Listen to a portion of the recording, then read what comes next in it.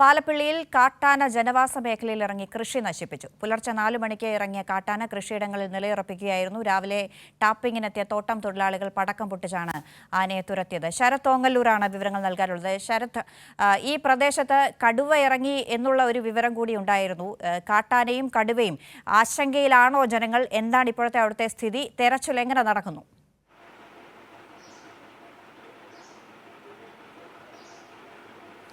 തീർച്ചയായിട്ടും പ്രദേശത്തെ ജനങ്ങൾ വലിയ ഭീതിയിൽ തന്നെയാണ്. ഇന്നലെ വൈകിട്ട് ആറരയോടുകൂടിയിട്ടാണ് ഈ പാലപ്പള്ളി മേഖലയിൽ കടുവ ഇറങ്ങി എന്ന രീതിയിൽ പ്രദേശവാസികൾ വനം വകുപ്പ് അധികൃതരെ അറിയിച്ചത്. അതിനെ തുടർന്ന് വനം വകുപ്പ് അധികൃതർ വന്ന് പരിശോധന നടത്തിയിരുന്നു. കടുവയെ കണ്ടെത്താൻ കഴിഞ്ഞിട്ടില്ലെങ്കിലും ഇത്തരത്തിലൊരു പ്രദേശവാസികൾ കണ്ടതിൻ്റെ അടിസ്ഥാനത്തിൽ ഇത്തരത്തിലൊരു പരിശോധന നടത്തിയിരുന്നു.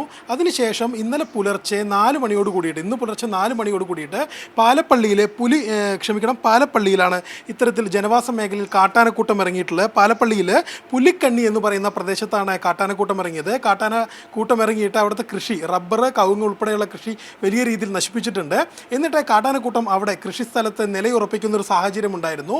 അതിനുശേഷം ടാപ്പിങ്ങിന് പുലർച്ചെ നേരം വെളുത്തതിന് ശേഷം ടാപ്പിങ്ങിന് പോകുന്ന തൊഴിലാളികളാണ് ഇത്തരത്തിൽ കാട്ടാനക്കൂട്ടത്തെ കാണുകയും കാട്ടാനക്കൂട്ടത്തിന് നേരെ പടക്കമെറിഞ്ഞ് അവയെ തുരുത്തുകയും ചെയ്ത് ഇത്തരത്തിൽ കടുവ, കാട്ടാന, ഇത്തരത്തിൽ എല്ലാ രീതിയിലുള്ള വന്യമൃഗ ശല്യവും ഈ പ്രദേശത്ത് വളരെ രൂക്ഷമാണ്.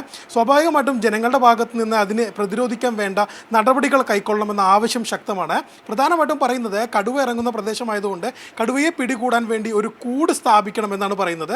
ഇന്നലെ KFRIക്ക് എതിർവശത്തുള്ള ഒരു പറങ്കിമാവിൻ തോട്ടത്തിലേക്ക് ചാടിപ്പോകുന്നതായിട്ടാണ് കടുവയെ കണ്ടത്.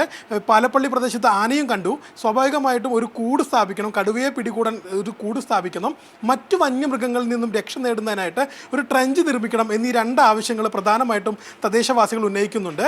മറ്റൊരു പ്രധാനപ്പെട്ട കാര്യം എന്ന് പറയുന്നത് ആതിരപ്പള്ളിയിൽ ചില ഭാഗത്തും ഇത്തരത്തിൽ കാട്ടാന ഇറങ്ങിയിട്ടുണ്ട് എന്നാണ് പറയുന്നത്. ഇന്ന് രാവിലെ ആതിരപ്പള്ളിയിലെ പോലീസ് സ്റ്റേഷനിലെ കാട്ടാന എത്തി പോലീസുകാർ അതിനെ തുരുത്തുന്ന ഒരു സാഹചര്യം ഉണ്ടായിരുന്നു. അതുപോലെ തന്നെ മറ്റൊരു പ്രധാനപ്പെട്ട സ്ഥാനമാണ് വെറ്റിലപ്പാറ 14, 15 എന്നീ പ്രദേശങ്ങളിലും കാട്ടാന ഇറങ്ങി വ്യാപകമായ രീതിയിൽ കൃഷിനാശം വരുത്തിയിട്ടുണ്ട്.